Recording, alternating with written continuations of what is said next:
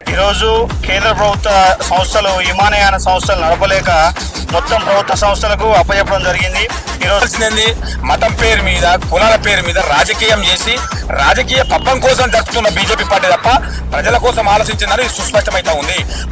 ఈ యొక్క తప్పిదానికి తక్షణమే కేంద్ర ప్రభుత్వంలో ఉన్నటువంటి కేంద్ర విమానయాన శాఖ మంత్రి కింజార రామ్మోహన్ నాయుడు గారు తక్షణమే బేషరతుగా రాజీనామా చేయాలి. మనకి ఎయిర్ ఇండియా అనేది 1932లో స్టార్ట్ అవ్వడం జరిగింది. హాయ్ ఎవరివన్, అందరికి నమస్తే అన్న. మీ పేరు? నా పేరు బొల్లు నాగరాజు యాదవ్. మీరు ప్రజెంట్ ఏం చేస్తారన్న? ఉస్మాన్ యూనివర్సిటీలో పిహెచ్డి స్కాలర్. అన్న, నిన్న మనకి గుజరాత్లో ప్లేన్ క్రాష్ అయింది కదా, సో అందులో చాలా మంది చనిపోయినారు.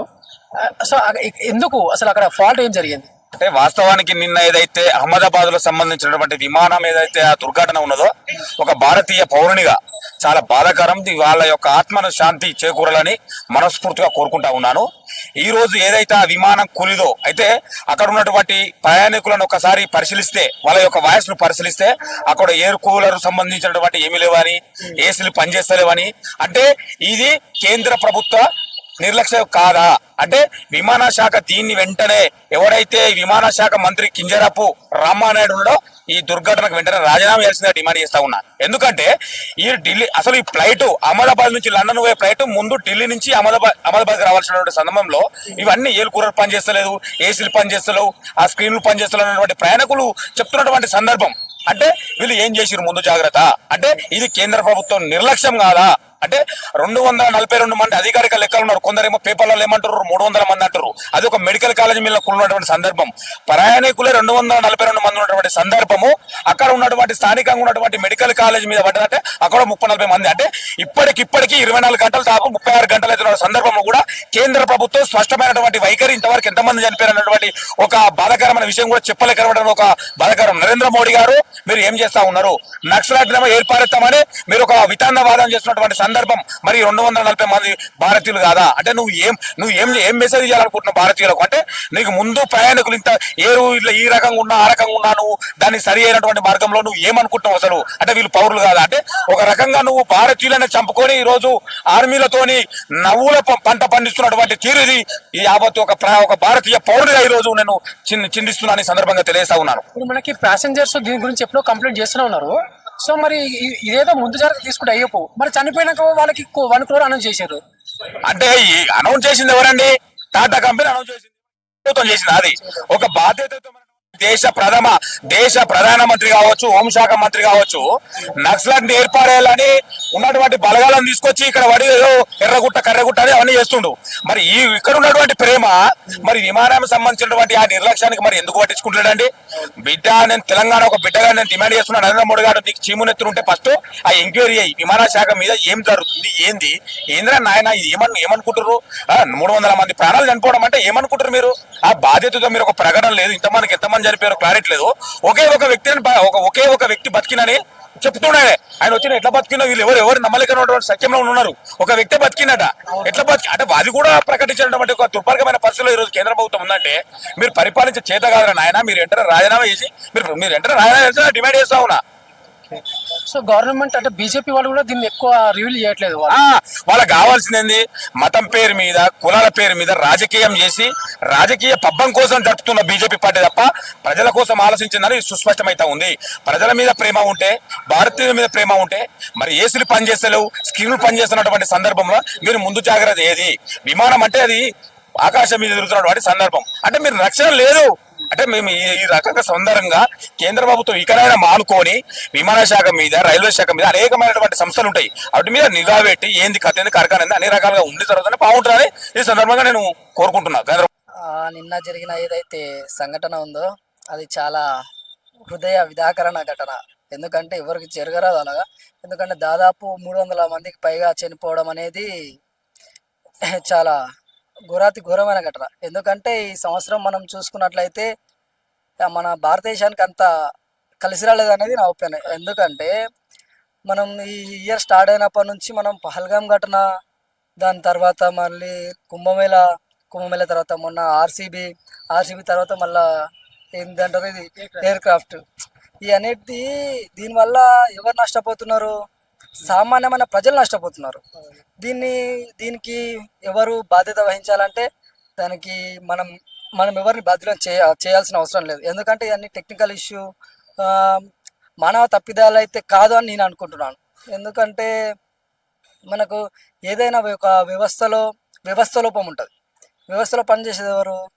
వ్యక్తులే. వ్యక్తుల చేతిలో ఉంటుంది. కాబట్టి నేను ఏమంటున్నాను అంటే ఇప్పుడు ఒక్కరిని నిందించడం అనేది తప్పు. బ్రో మనకి హెయిర్ ఇండియాలో కూడా చాలా టెక్నికల్ ఇష్యూస్ ఉన్నాయి అని చాలా మంది కంప్లైంట్ చేసినారు కదా ట్విట్టర్లో కూడా. సో దీన్ని జాగ్రత్త పడాలి కదా కంపెనీ వాళ్ళు, ఎందుకు వాళ్ళలేదు? అంటే ఒక ప్రమాదం జరిగినప్పుడు దానికి సంబంధించి విమర్శన అనేది సహజం. ఇక అదైతుంది ఇదైతుందని ఏదైతే ఎయిర్ ఇండియా మీద విమర్శలు అనేది సహజం. ఎందుకంటే మనకు ఈ సిస్టమ్ దానికి ఎట్లుంటుందంటే ఎయిర్ ఇండియాలో బ్లాక్ బాక్స్ అనే ఒక ఎక్విప్మెంట్ ఉంటుంది. అందులో ఎట్లుంటుంది అంటే మనకు ఏరోప్లేన్ల లోపల ఏం జరిగినా అందులో రికార్డ్ అవుతుంది. మనకు ఏదంటారు, మన టెక్నికల్ ఇష్యూ కానీ, కస్టమర్స్ ఇష్యూ కానీ, మన ఇది పైలట్ ఇష్యూ కానీ, ఏదైనా సరే ఇలాంటి ఇష్యూన మనకు అది బ్లాక్ బాక్స్ అనే దాంట్లో మనకు రికార్డ్ అవుతుంది.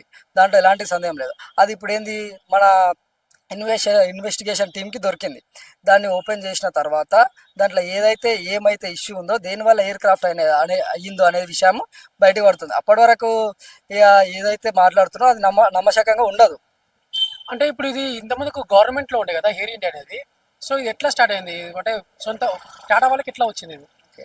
మనకి ఎయిర్ ఇండియా అనేది 1932లో స్టార్ట్ అవ్వడం జరిగింది. దాని తర్వాత 1953 ఆ సమయంలో మన గవర్నమెంట్ దాన్ని హ్యాండ్ ఓవర్ చేసుకున్నది. మళ్ళా నష్టాలు వస్తున్నాయి అది ఇది అని చెప్పి 2010లో మళ్ళీ బ్యాక్ టు రతన్ టాటా గారికి వచ్చింది. తర్వాత మంచిగానే నడిచింది. 2010 నుండి మంచి లాభాలను ఉంది, మంచిగానే నడిచింది 2010 నుంచి ఇప్పటి వరకు. ఇక ఈ ఎయిర్ క్రాఫ్ట్ అనేది చాలా విదారకరమైన ఘటన.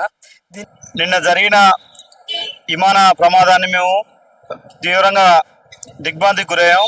ఆ విమాన ప్రమాదంలో మరణించిన సోదరులకి సోదరీమణులకు వాళ్ళ ఆత్మలు శాంతించాలని ఫస్ట్ కోరుకుంటూ, ఇది ఖచ్చితంగా కేంద్ర ప్రభుత్వ ఫాల్టే. ఇది ఈరోజు కేంద్ర మంత్రులుగా ఉన్నటువంటి రామ్మోహన్ నాయుడు కావచ్చు, అమిత్ షా కావచ్చు, వాళ్ళు అక్కడ పరామర్శకి వెళ్ళి రీల్స్ చేసుకుంటున్నారు తప్ప అది ఏ విధంగా జరిగింది, ఎలా జరిగింది అనేది ఇప్పటి వరకు కూడా ప్రజలకు తెలియకుండా ఈరోజు లోపల దాస్తున్నారు. ఖచ్చితంగా ఇది కేంద్ర ప్రభుత్వ తప్పేమే. విమానయాన శాఖ మంత్రి రామ్మోహన్ నాయుడు తక్షణమే రాజీనామా చేయాలని కోరుకుంటున్నాం. అన్న ఇక్కడ చనిపోయిన వాళ్ళకి 1 crore అనౌన్స్ చేశారు కదా. సో అంటే చనిపోయినాక 1 crore వాళ్ళు ఏం చేసుకుంటారు? అసలు మొదటగా అది ఢిల్లీ నుంచి బయలుదేరిన విమానం లండన్కి. ఢిల్లీ నుంచి అహ్మదాబాద్ వచ్చే కాలక్రమంలోనే దానిలో ఏసీలు పనిచేయక, లైట్లు పనిచేయక అందులో ఉన్న ప్రయాణికులు చాలా ఇబ్బందులు పడ్డారు. అయినా కూడా అక్కడ ఉన్న ప్రయాణికులు కంప్లైంట్ ఇచ్చినా కూడా అక్కడ ఉన్నటువంటి పైలట్ కావచ్చు, వివిధ సిబ్బంది నిర్లక్ష్యంగా వ్యవహరించి ఈరోజు 250 మంది అమాయకులు ఏం జరుగుతుందో తెలియకుండా 30 సెకండ్లలోనే మరణించడం చాలా బాధాకరమైనటువంటి విషయం. అన్న ఈ ఎయిర్ ఇండియాలో టెక్నికల్ ఇష్యూస్ చాలా మంది కంప్లైంట్ చేసినారు.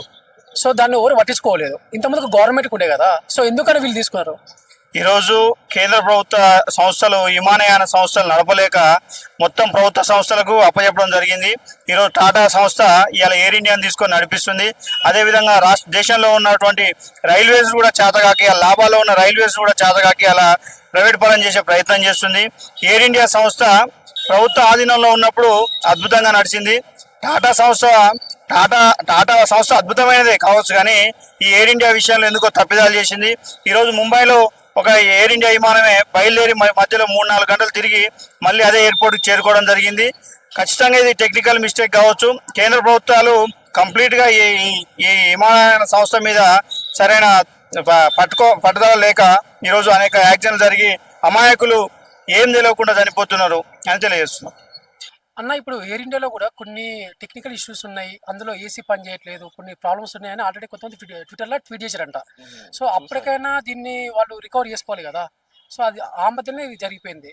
ఇప్పుడు ఎయిర్ ఇండియా అనేది బడా కంపెనీ. అది ఇది వరకు మనకు విస్తారా ఇలాంటి చిన్న చిన్నవి కూడా కంపెనీలు కూడా ఇది మెర్జ్ చేసుకొని ఎయిర్ ఇండియా అనే కంపెనీనే పెట్టుకుంది. ఇది చిన్న చిన్న ఎయిర్ ఇండియన్స్ ఉన్నాయి, విస్తారా ఇలాంటి చిన్న చిన్నవి ఉన్నాయి. ఇంకా అవన్నీ కూడా మెర్జ్ చేసుకుని ఎయిర్ ఇండియాని పెట్టుకుంది. అలాంటప్పుడు ఇది టాప్ మోస్ట్ పొజిషన్లో ఉన్నప్పుడు దీన్ని కూడా టాప్ మోస్ట్ పొజిషన్లో ఉన్నట్టు ఏ కంప్లైంట్ లేకుండా చూసుకోవాలి. కానీ ఏంటంటే బడా బాబులు దీని వెనకాల చేతులు కలిపారు.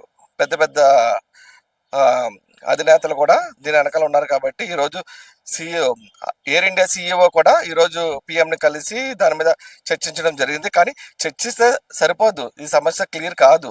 చర్చించడం అన్నది అవసరం లేదు. కానీ ఏంటంటే ఇలాంటి ప్రాబ్లం మళ్ళీ ఇండియాలో జరగకూడదు. ఇది ప్రపంచం మొత్తంలో కూడా ఎక్కడ జరగలేదు ఇలాంటి ప్రమాదం. ఏంటి 30 సెకండ్స్లోనే ఫ్లైట్ టేక్ ఆఫ్ అయిన 30 సెకండ్స్లోనే ఇది కూలిపోవడం అన్నది పెద్ద బూత్. ఇది అసలు ప్రపంచంలోనే ఎక్కడా లేదు. ఇది ఏదో ఎయిర్లో ప్రాబ్లం వచ్చి ఏదో జరిగి ఏదో కూలిపోయి సముద్రంలో పడిపోయి బ్లాస్ట్ అయిందంటే అనుకోవచ్చు, అది వేరు. ఇది టేక్ ఆఫ్ అయిన 30 సెకండ్స్లో కూలిపోవడం అనేది అసలు చేతకాన్ని దద్దమ్మలు చేసే పని ఇది. దీనికి ఎయిర్లైన్స్ ఉన్న దానికి ఎవరికి తెలియదు. అది 30 సెకండ్స్లో కూలిపోవడం అనేది చాలా పెద్ద ప్రాబ్లం. అది చనిపోయిన వాళ్ళకి CEO 1 crore అనౌన్స్ చేసిండు.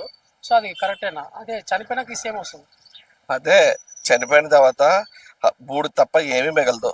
దానికి 1 crore కాదు 10 crores ఇచ్చినా కూడా బూడిదలో కలుపుకోవడం తప్ప, అది తగలబెట్టుకోవడం తప్ప దానివల్ల విలువ లేదు. కానీ ఒక ఫ్యామిలీ అయితే మొత్తం కుటుంబం మొత్తం చనిపోయింది. అది 3 పిల్లలు, భార్య, భర్త, మొత్తం వాళ్ళ ఫ్యామిలీ లేదు. ఆ 10 crores తీసుకుని ఏం చేసుకుంటారు వాళ్ళు? 10 crores దేనికి లాభం? డబ్బు అన్నది కాదు, పరిష్కారం కావాలి మనకి. మెయిన్ మనీ అన్నది మ్యాటర్ కాదు, ఆ మనిషే ఉంటే పరిష్కారం అన్నది చేసుకోవాలి ముందు. ఇదే ప్రాబ్లం. నేను గవర్నమెంట్ని వ్యతిరేకించట్లా, కానీ ఇలాంటి ప్రాబ్లం మళ్ళీ జరగకూడదు.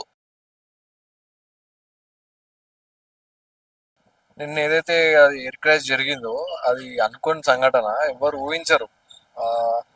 అట్లాంటి సంఘటనలు రేర్గా జరుగుతాయి. ఏరోప్లేన్ క్రాషెస్ అవి చాలా రేర్గా ఉంటాయి. అంటే అది ఏరోప్లేన్ కూడా మన గుజరాత్ నుంచి లండన్ బయలుదేరింది. దాంట్లో చాలా మంది చదువుకోనికి పోయిన వాళ్ళు ఉంటారు, ప్యాసింజర్ అంటే ట్రావెలింగ్ అంటే టూర్కి పోయిన వాళ్ళు ఉంటారు. ఎన్నో ఆశలతో పోతా ఉంటారు. ట్రావెలింగ్ అట్లా అవుతుందని ఎవరు ఎక్స్పెక్ట్ చేసి ఎక్కరు కదా. అది అనుకోని సంఘటన, అంతమంది చనిపోవడం అది చాలా బాధాకరం. అది సో అంటే అందులో ఉన్నది 242 మెంబర్స్ కదా. సో మొత్తం ఎంతమంది చనిపోయినారు? మొత్తం ఈరోజు పొద్దున మార్నింగ్ చూసేటప్పటికి 327 మెంబర్స్ చనిపోయినట్టుగా తెలిసింది నంబరు. అయితే ఆ ఏరోప్లేన్ ఉన్న 242 మెంబర్స్ కాకుండా ఏరోప్లేన్ టేక్ ఆఫ్ అయిన 10 సెకండ్స్కి అది ఒక మెడికల్ హాస్టల్ మీదకి దూసుకెళ్ళింది. ఆ మెడికల్ హాస్టల్ని క్రాష్ అయింది. అది ఆ మెడికల్ హాస్టల్లో ఉన్న మెడికల్ స్టూడెంట్స్ కూడా అందులో చనిపోయడం జరిగింది. సో ఈ నంబర్ 327కి పోయింది. అంటే ఇప్పుడు ఇట్లా జరగడానికి అంటే ఫాల్ట్ ఎక్కడ జరిగింది? ఫాల్ట్ అనేది ఇంకా మనకు అది తెలియదు. ఫాల్ట్ అనేది వివిధ కోణాలలో ఉండొచ్చు. అది ఏరోప్లేన్ ఫాల్ట్ కావచ్చు, అది మన టెక్నికాలిటీ ఇష్యూ ఉండొచ్చు. అది ఇన్వెస్టిగేషన్ నడుస్తుంది, దానిపైన మనం ఏం చెప్పడానికి ఉండదు. ఇన్వెస్టిగేషన్ అయినాక మనకు తెలుస్తుంది ఏం నడుస్తుంది ఏందని. సో అందులో ఒక మాజీ సీఎం కూడా ఉన్నారని చెప్పినారు. సో అది నిజమేనా? అందులో మాజీ సీఎం విజయ్ రూపానీ గారు ఉన్నారు. ఆయన గుజరాత్ మాజీ సీఎం. గుజరాత్లో ఒక మంచి ఎక్స్పీరియన్స్ లీడరు. ఆయనని అంత తొందరగా కోల్పోవడం అనేది చాలా బాధాకరం. ఆయన కూడా లండన్ వెళ్తున్నట్టు తెలిసింది. అందరూ బీజేపీ పార్టీ నుంచి కానీ అందరూ అసలు ఎవరు ఎక్స్పెక్ట్ చేయలేదు అసలు ఇట్లాంటిది. అది ఆయనను కోల్పోవడం గుజరాత్ ప్రజలకు చాలా తీవ్ర లోటు. అది ఎయిర్ ఇండియా CEO చనిపోయిన వాళ్ళకి ఒక 1 crore ఇస్తా అని చెప్పినారు. సో అది నిజమేనా? ఇవ్వాలి. ఎందుకంటే 1 crore అనేది ఇస్తున్నారంటే అది ఒక నైతిక బాధ్యతగా ఇస్తున్నారు. అంటే వాళ్ళ ఫ్లైట్లో ప్రయాణిస్తున్నారు, వాళ్ళ ఫ్లైట్ అట్లా అయింది కాబట్టి ఈ 300 పైచిలకు మంది చనిపోయినారు. సో అదొక నైతిక బాధ్యత వాళ్ళు వహించి వాళ్ళు ఇస్తున్నారు. ఎయిర్ ఇండియాకి అభినందనలు. కాకపోతే ఏంటంటే ఇట్లాంటివి పునరావృతం కాకుండా గవర్నమెంట్ DGCA కానీ, ఏవియేషన్ డిపార్ట్మెంట్ కానీ, ఎయిర్ ఇండియా కానీ ఇట్లాంటివి కాకుండా చూసుకోవాలి. అంటే ముందుగా నిన్న జరిగినటువంటి ఏదైతే ప్రమాదం ఉందో ఆ యొక్క ప్రమాదంలో మరణించినటువంటి బాధితులందరికీ కూడా మా తరపు నుండి అశ్విని వాళ్ళు తెలియజేస్తూ, ఈ కేంద్ర ప్రభుత్వ నిర్లక్ష్యం వల్ల, కేంద్ర విమానయాన శాఖ నిర్లక్ష్యం వల్ల ఈరోజు ప్రయాణికులు అసూలు బాసినటువంటి సందర్భం కనపడతా ఉన్నది. ఆ యొక్క విమానంలో సాంకేతిక సమస్యలు, అలాగే విమానం లోపలి భాగాలు కూడా పనిచేయనటువంటి సందర్భం కూడా అంతకు ముందే ప్రయాణికులు వెళ్లిబుచ్చినప్పటికీ కూడా కేంద్ర విమానయాన సంస్థ అధికారులు కానీ, లోపల ఉండేటువంటి సిబ్బంది కానీ పట్టించుకోకుండా అదే విధంగా ముందలు సాగినటువంటి సందర్భం నిన్న అక్కడ కనపడింది. అయినప్పటికీ కూడా అహ్మదాబాద్లో అక్కడ ల్యాండ్ అయిన తర్వాత కూడా ఆ సమస్యల్ని వారు పరిష్కరించకుండానే మళ్ళీ లండన్కి వెంటనే ఫ్లైట్ ని టేక్ ఆఫ్ చేయడం వల్ల తక్షణం వెంటనే కూలడం జరిగింది. ఆ యొక్క ఎయిర్పోర్ట్ కు దగ్గరలోనే ఉన్నటువంటి మెడికల్ కాలేజీ పైన కూలడంతో అక్కడ ఉన్నటువంటి విద్యార్థులు కూడా మరణించడం జరిగింది. ఈ యొక్క తప్పిదానికి తక్షణమే కేంద్ర ప్రభుత్వంలో ఉన్నటువంటి కేంద్ర విమానయాన శాఖ మంత్రి కింజార బ్రహ్మోహన్ నాయుడు గారు తక్షణమే బేషరతుగా రాజీనామా చేయాలి. ముఖ్యంగా ఈ యొక్క ప్రమాదానికి గల కారణాలు వెంటనే తెలియజేయాల్సిందిగా కేంద్ర ప్రభుత్వం బాధ్యతగా తెలియజేయాల్సినటువంటి అవసరం ఉన్నది. ముఖ్యంగా ఈ యొక్క ప్రమాదంలో ఏం జరిగిందనే విషయం తెలుసుకోవడానికి యావత్తు దేశ ప్రజలు కూడా ఒక ఆసక్తికరమైనటువంటి విధానంతో చూస్తా ఉన్నారు. ఆ యొక్క ప్రమాదంలో జరిగినటువంటి 2 బాక్సులు ఉంటాయి. అందులో ఏం జరిగింది ఆ బ్లాక్ బాక్స్ లో నిక్షిప్తమై ఉంటది కాబట్టి ఆ యొక్క సమాచారాన్ని వెంటనే రివీల్ చేసి దేశ ప్రజల ముందర ఉంచాల్సిన అవసరం కూడా ఉన్నది. ఆ యొక్క ప్రమాదం పెద్ద ఎత్తున జరిగి ఈ యొక్క ప్రమాదం దేశంలోనే అతి పెద్ద 2వ ప్రమాదంగా నిన్న మీడియా వార్తల్లో కూడా చూడడం జరిగింది. ఈ యొక్క ప్రమాదాన్ని అంచనా వేసి కేంద్ర ప్రభుత్వం వెనువెంటనే ఆ యొక్క బాధితులకు కూడా పెద్ద ఎత్తున భరోసా కల్పించడంతో పాటుగా వారికి బాధ్యతాయుతమైనటువంటి ఎక్స్గ్రేషియా ప్రకటించి బాధితుల కుటుంబాలన్నింటినీ ఆదుకోవాల్సిందిగా విజ్ఞప్తి చేస్తా ఉన్నారు. అంటే ఫాల్ట్ అంటే ఇప్పుడు అది టెక్నికల్ ఇష్యూ అనమాట. ఫస్ట్ ఎయిర్ ఇండియా వాళ్ళది తప్పకుండా వాళ్ళది తప్పు వస్తుంది. సో అక్కడ చిన్నదే కావచ్చు ఆ టెక్నికల్ ఇష్యూ. దానివల్ల ఆ ప్లేన్ లో ఉన్న వాళ్ళు అసలు ఎలా చనిపోయారో వాళ్ళకు కూడా తెలియకుండా విత్ ఇన్ 30 seconds మేబీ అది టేక్ ఆఫ్ అయిన 30 seconds లోనే అది క్రాష్ అయింది. ఇంకొకటి ఏంటంటే అందులో చాలా ఫ్యూయల్ ఉందన్నమాట. ఆ ఫ్యూయల్ వల్ల బ్లాస్టింగ్ అనేది చాలా జరిగింది. సో ఇంకొకటి ఏంది, అది మెడికల్ కాలేజ్లో అక్కడ ఉన్న మెడికల్ కాలేజ్ దగ్గరలో ఉన్న మెడికల్ కాలేజ్లో క్రాష్ అయిందనమాట. సో అక్కడ స్టూడెంట్స్ కూడా ఏం తెలియదు. అండ్ అట్ సేమ్ టైం మెస్సాల్లోనే జరిగిందని చెప్పేసి న్యూస్ వచ్చింది. దూసుకెళ్ళింది మెస్సాల్లోనే జరిగిందని చెప్పేసి న్యూస్ వచ్చింది అనమాట. At the same time around 1:30 అనుకుంటా టైం. సో ఆ టైంలోనే పిల్లలు కూడా మెస్లో తింటుంటారు కాబట్టి మేజర్ చాలా ఇది మర్చిపోలేనమాట ఇండియాలో. సో వాళ్ళకు శాంతి చేకూరాలని చెప్పేసి కోరుకుంటున్నాను. ఇది చాలా పెద్ద బాధాకరమైన విషయం. సో అన్న మనకి 2025 లో ఉన్నాయి ఇటువంటి మొన్ననే జస్ట్ ఒక రీసెంట్ గా 8 days బ్యాకే 11 మంది చనిపోయారు ఇక్కడ స్టాంపేట్ లో. సో ఇంత ముందుకు ఒక 2 months బ్యాక్ ఏమో అక్కడ పహల్గామ్. సో ఎందుకు బ్రో మనకే ఇట్లా అవుతుంది? అంటది మనం చెప్పలేం బ్రో. అది లైఫ్ అనేది అన్ప్రెడిక్టబుల్. ఇప్పుడు ఏ సిచ్యువేషన్ లో ఏం జరిగేది అనేది మనం తెలియదు. మనం ప్రతిదానికి రెడీగా ఉండాలన్నమాట. సో ఇప్పుడు ఈ రోజు ఇట్లానే మాట్లాడుతున్నా, రేపు ఉంటూనే ఉండాలని కూడా నేను తెలియదు ఎగ్జాక్ట్లీ చెప్పాలంటే. బట్ అది ఇక జరగకూడదని కోరుకుంటాము. సో అప్పుడు జరిగినప్పుడు ఇంకా సిచ్యువేషన్కి నెక్స్ట్ రాకుండా దానికి మనం ప్రివెన్షన్ అనేది తీసుకుంటూ ముందు జాగ్రత్తగా మనం ఉండాలని చెప్పేసి కోరుకుంటున్నాం.